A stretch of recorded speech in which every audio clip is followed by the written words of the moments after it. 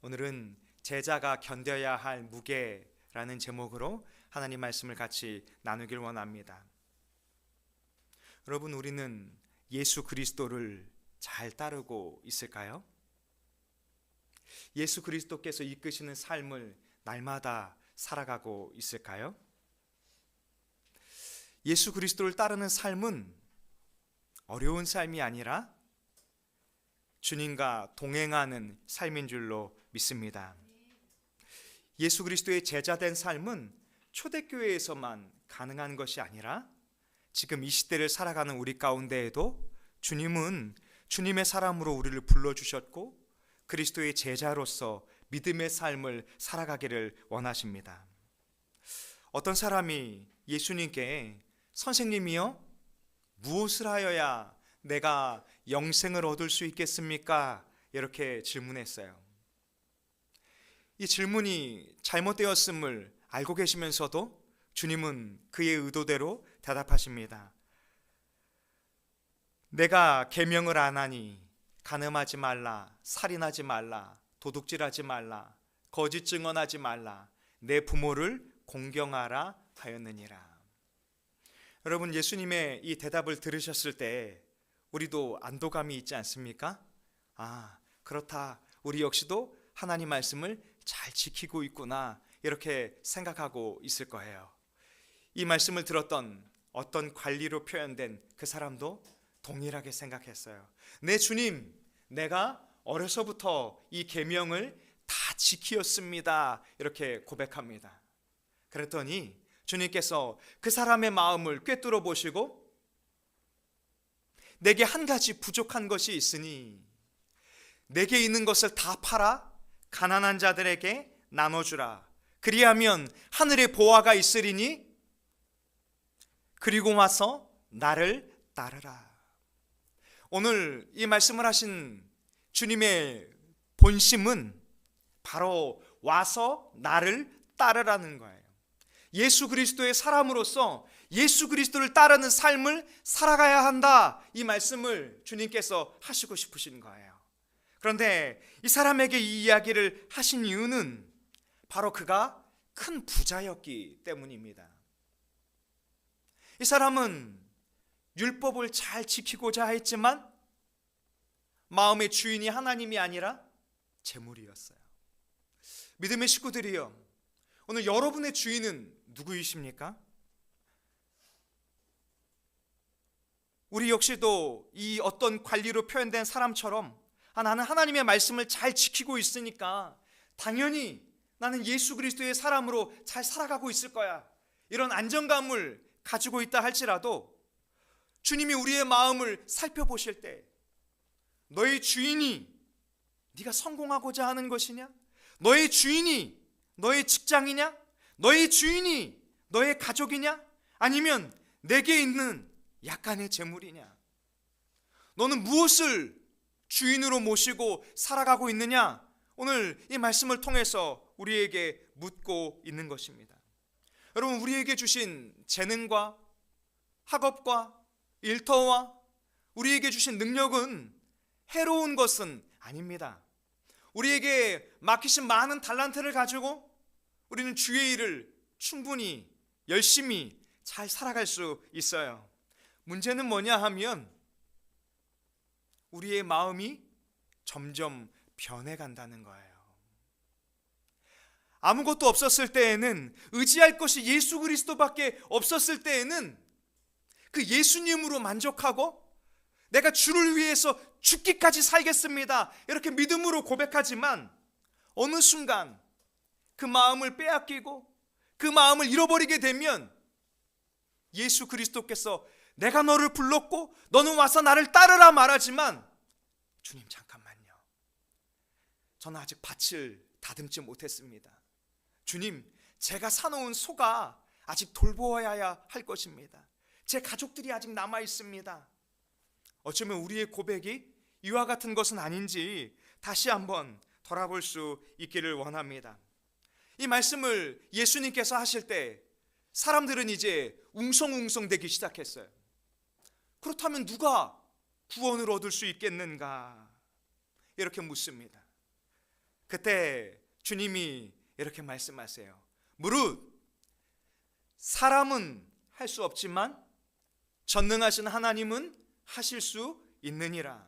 오늘 우리를 구원하신 것은 우리가 무엇을 해서가 아니라 길이요 진리요 생명 되신 예수 그리스도로 말미암아 우리가 구원을 얻은 줄로 믿습니다.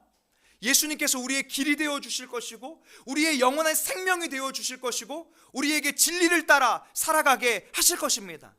문제는 예수께서 우리에게 예수 그리스도를 믿는 자에게 하나님의 성령을 주셨는데 우리가 그 성령께서 깨우치는 그 진리를 따라가고 있는 것인가? 예수 그리스도의 길을 따라가고 있는 것인가? 예수 그리스도의 제자의 삶을 살아가고 있는 것인가? 아니면 내가 원하는 길을, 내가 하고자 하는 길을 걸어가고 있는 것인가? 오늘 이 말씀을 이 어떤 한 사람에게, 오늘 우리에게 묻고 있는 것입니다. 사도 바울은 에베소 교회를 향해서 우리가 받은 은혜를 이렇게 고백했습니다. 너희는 그 은혜에 의하여 믿음으로 말미암아 구원을 얻었으니 이것은 너희에게서 난 것이 아니요 하나님의 은혜요 선물이라. 여러분, 우리는 하나님의 은혜로, 하나님의 값없는 선물로 우리가 이렇게 예수의 사람이 되었습니다. 여러분, 그렇다면 예수님으로 말미암아 영원한 생명을 얻은 우리가 이 땅에서 짧은 인생을 주님 앞에 드리는 것이 아까울까요? 요즘 저에게 자꾸 사람들이 전화해서 저쪽 교회 담임 목사로 가라 이렇게 계속해서 청빙이 옵니다. 벌써 2달 동안 3번째인데요. 다 다른 교회예요. 첫 번째는 50여 명이 모여있는 교회인데 목사님이 없으니 빨리 와달라는 거예요. 아니라고 했습니다. 두 번째는 똑같이 50여 명의 교회가 있는데 성도님들이 계신데 여기는 예배당도 예쁘게 잘 세워져 있으니 빨리 오십시오 이렇게 말하는 거예요. 그래서 역시나 아니라고 했습니다. 그랬더니 한 번 더 저를 시험하시려는지 이번에는 대형교회에서 한 800명 정도 되는 성도님들이 모였는데 오십시오 이렇게 말하는 거예요. 제가 그래서 저희 딸에게 물어봤어요. 주희야, 너는 어떻게 생각하니? 이렇게 물어봤더니 기가 막힌 대답을 하더라고요. 아무래도 금요기도회를 마치고 은혜 가운데 이런 고백을 했던 것 같아요. 우리는 이 남양주 지역에 부르심이 있습니다. 남양주 지역에 잃어버린 영혼을 구원하기 위해서 나를 통해서 하나님이 이곳에서 일하시기를 원한다고 생각합니다. 나는 가만히 있는 사람이 아니라 내 친구들에게 복음을 전하고 있고 내 친구들이 예수 그리스도 앞에 돌아올 수 있기를 주님이 일하여 주시기를 기다리고 있습니다. 여러분, 예수 그리스도의 제자의 삶처럼 우리가 이렇게 주의 부르심을 따라 살아갈 수 있기를 원합니다. 우리의 눈에 보기에 좋은 길이 아니라 주님이 나에게 무엇을 원하시는가, 주님이 내 삶을 통해서 어떻게 살아가기를 원하시는가, 그것을 바라볼 수 있기를 원합니다. 예수 그리스도의 제자가 된다라는 것은 그런 믿음의 무게를 짊어지고 살아가야 합니다. 26절에 주님은 이렇게 말씀하세요. 무릇 내게 오는 자가 자기 부모와 처자와 형제와 자매와 더욱이 자기 목숨까지 미워하지 아니하면 능히 내 제자가 될 수 없다. 여러분, 이 성경 원문은 가족들을 미워하라는 것이 아닙니다. 이 미워하면이라는 단어의 이 원문의 의미는 비교적인 강조점을 가지고 있어요. 내가 만일 예수 그리스도와 다른 것 사이에서 결정해야 하는 것이 있다면, 우선순위를 선택해야 하는 것이 있다면 주의 제자가 되고자 하는 자 예수 그리스도를 선택해야 한다, 이 이야기를 하고 있는 것입니다. 부모를 사랑하고 처자를 사랑하고 형제를 사랑하고 자기 자신을 사랑하는 것은 너무나 중요하지만 이것보다 예수 그리스도가 앞설 수는 없는 것입니다. 바로 우리가 예수 그리스도의 은혜에 의하여 구원을 받았기 때문에, 예수 그리스도로 말미암아 주의 제자가 되었기 때문에 우리는 이제 주를 위한 삶을 살아가야 하는 것입니다. 유대인들에게 예수님의 이 말씀은 그래도 되고 그렇게 하지 않아도 되는 그런 말씀이 아니었어요. 유대인들이 예수 그리스도를 나의 구주로 믿는다는 것은 가족들로부터 축출당하는 것입니다. 유대사의 믿음의 공동체로부터 추방되어서 일자리도 빼앗기고 먹고 살 길도 막막해지고 홀로 어떻게 삶을 꾸려가야 하는지 막막한 삶에 던져지는 것입니다. 초대교회 성도님들이 그러했어요. 스데반 집사님도 예수님을 믿는 것 때문에 돌에 맞아 죽었고, 주님이 부르셨던 12 제자들 대부분도 예수님이 십자가의 길을 걸으셨던 것처럼 순교의 길을 걸어갔습니다.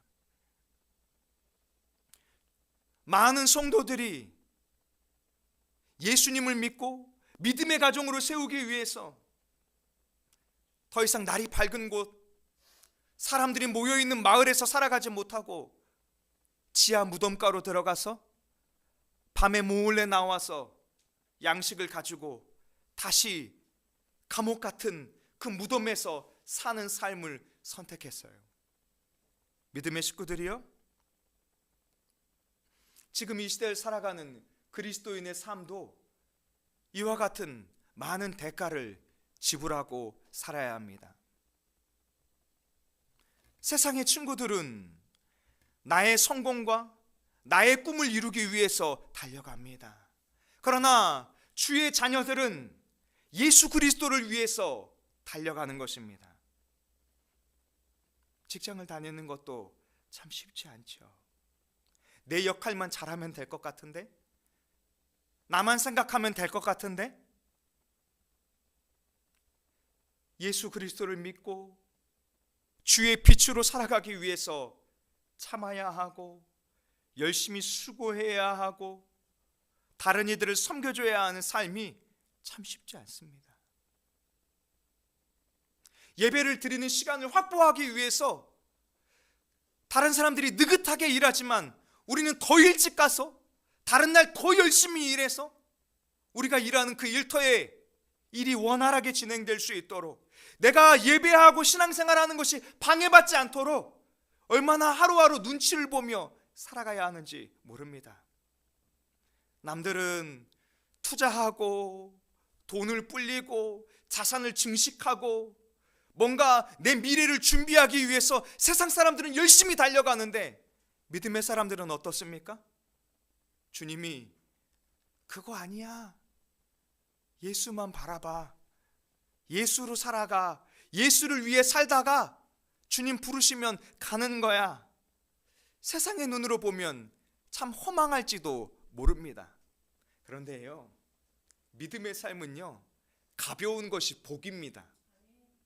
여러분, 여행을 갈 때 등에다가 배낭 가방에 온갖 것을 다 넣고 다녀보세요. 무거워서 여행을 제대로 할 수 없습니다. 그런데 며칠 입을 옷과 간단히 마실 물, 이 정도만 가지고 출발을 하게 되면 나머지는 현지에서 다 조달하며 살아갈 수 있습니다. 믿음의 식구들이요, 여러분들이 광야 같은 세상에서 살아갈 때 두려워할 필요가 없습니다. 주님은 광야에서 200만 명이 넘는 이스라엘 백성들에게 만나와 메추라기를 주시며 그 삶을 살아가게 하여 주셨어요. 그들이 짓지 않은 성, 가꾸지 않은 밭에서 살아갈 수 있도록 가나안으로 들어가게 하여 주셨어요. 문제는 우리가 예수 그리스도를 끝까지 붙들고 살아가느냐, 아니면 우리의 마음이 변하여서 어느 순간 가인처럼 나의 성을 짓고자 하고 애녹성을 세워서 자신의 가정의 사람을 세우고자 하고 그런 삶을 살아가는 것 아니냐, 이 말씀 앞에 두렵고 떨리는 마음으로 살아가야 할 것입니다. 주님은 27절에 이렇게 말씀하셨어요. 누구든지 자기 십자가를 지고 나를 따르지 않는 자도 능히 내 제자가 되지 못하리라. 믿음의 식구들이여, 자기 십자가를 잘 지고 가고 계십니까? 누가는 9장에서 또 우리에게 이르시되 아무든지 나를 따라오려거든 자기를 부인하고 날마다 제 십자가를 지고 나를 따를 것이니라. 여러분, 십자가의 길은 형벌이에요. 고난이에요. 고통이에요. 그래서 우리의 의지로는 그 십자가의 길을 가고 싶지 않습니다. 그래서 우리는 우리 자신을 부인해야 하는 거예요. 우리가 갖고자 하는 것, 취하고자 하는 것, 누리고자 하는 모든 욕심을 부인하고 날마다 자기 십자가를 지고 예수 그리스도를 따르는 것입니다. 주님, 저는 10년 전에 청년의 때에 크신 은혜를 받았는데요. 주님, 저는 지난 여름 수련회 때 크신 은혜를 주님으로부터 받았는데요. 주님 뭐라 말씀하실까요? 잘했다. 그런데 날마다, 이전에 한번 은혜 받은 것이 아니라 날마다 우리 자신을 부인하고 예수 그리스도를 고백하고 내 길이 아니라 나의 십자가를 지고 예수 그리스도의 길을, 예수 그리스도의 부르심을 따라야 할 줄로 믿습니다. 주님은 이렇게 비유로 물어보세요. 너희 중에 누가 망대를 세우고자 할진대 자기의 가진 것이 준공하기까지 족할는지 먼저 앉아 그 비용을 계산하지 않겠느냐. 성을 위해서 망대를 세울 때도 내가 가진 것으로 이것을 준공할 수 있을까? 이렇게 고민해 본다는 거예요. 여러분, 예수님의 제자가 된다라는 것도 이렇게 심각하게 고민하셔야 해요. 주의 교회로 살아가는 것도 고민하셔야 돼요. 그저 살아가는 것이 아니라 나에게 은혜를 주시고 영원한 하나님의 나라를 주시고 나에게 이 땅에서 주의 사람으로, 주의 제자로 살아가게 하실 때 주님이 가시니 나도 가고자 결단하겠습니다. 이런 이 뒤로 물러서지 않는 믿음의 각오가 필요합니다. 제자는 저절로 되지 않습니다. 믿음의 선배들의 책 제목 가운데 이런 책이 있어요. 자네 정말 그 길을 가려는가?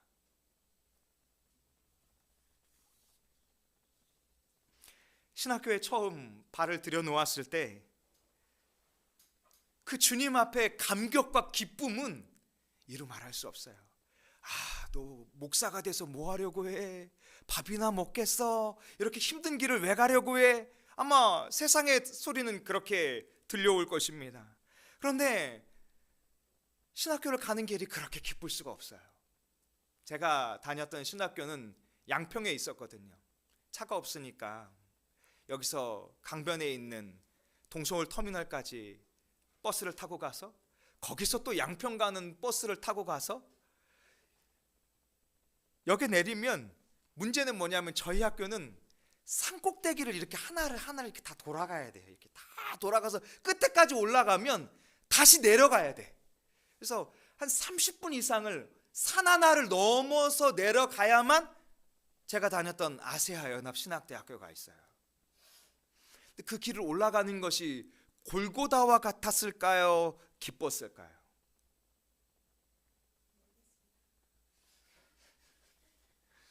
너무 기뻤어요.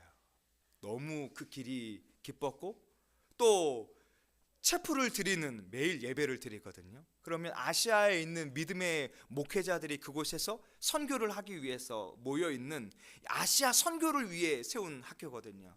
그곳에서 모든 믿음의 식구들과 이 세계의 여러 믿음의 식구들과 같이 예배할 때 느꼈던 그 감격은 20년이 지나도 그 체프를 드렸던 예배당의 그 향기가 아직도 뇌리 속에 기억에 남습니다.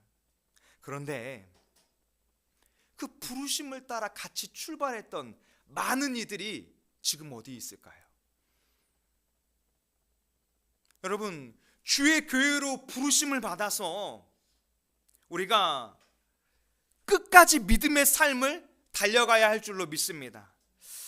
바울은 디모데에게 이런 고백을 했어요. 데마는 이 세상을 사랑하여 나를 버리고 데살로니가로 갔고. 주의 부르심이 맞춰서 멈춰서는 것은 괜찮지만, 달려갈 길을 다 마친 것이지만 아직 부르심이 남았는데 제자의 길을 이탈하는 것은 어리석은 길입니다. 또 직업적인 목사로 살아가는 건 역시도 너무 어리석은 일이에요. 제자의 마음을 잃어버리고 나면, 소금의 맛을 잃어버리고 나면 어느 순간 직분만 남고 주의 길을 놓치게 되는 것 같아요. 30절에요. 이 사람이 공사를 시작하고 능히 이루지 못하였다 하리라. 다산동행교회 믿음의 식구들이요, 우리를 향한 평가가 이 사람이 공사를 시작하고 능히 이루지 못하였다가 아니라 우리의 달려갈 길을 다 마쳤노라고 주님 앞에 칭찬받는 믿음의 식구들이 될 수 있기를 원합니다.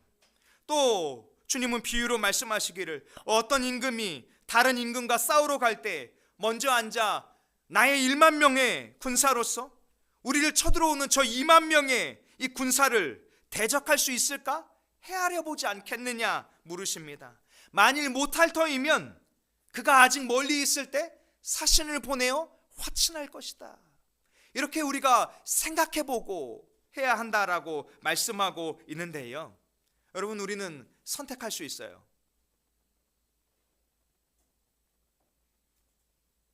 하나님을 떠나는 삶을 선택할 수 있고, 만왕의 왕이신 하나님과 가까이 하고 만왕의 왕이신 하나님과 화목하게 되고 예수 그리스도로 말미암아 주님 나라를 소망하는 그 길을 선택할 수 있어요.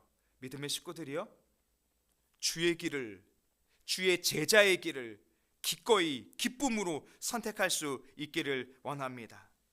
33절에 이렇게 말씀하십니다. 이와 같이 너희 중에 누구든지 자기의 모든 소유를 버리지 아니하면 능히 내 제자가 되지 못하리라. 여기 내가 가지고 있는 모든 것을 다 버리라는 의미의 이 말씀이 아닙니다. 예수님께서 강조하고 싶은 이야기가 무엇일까요? 내가 가진 것에 마음 두지 말고 예수 그리스도를 따르는 예수 그리스도의 제자가 되어야 한다. 내게 주신 것을 예수 그리스도를 위해서 살아가고자 하여야 한다. 이 말씀을 우리에게 하시고 있는 것입니다.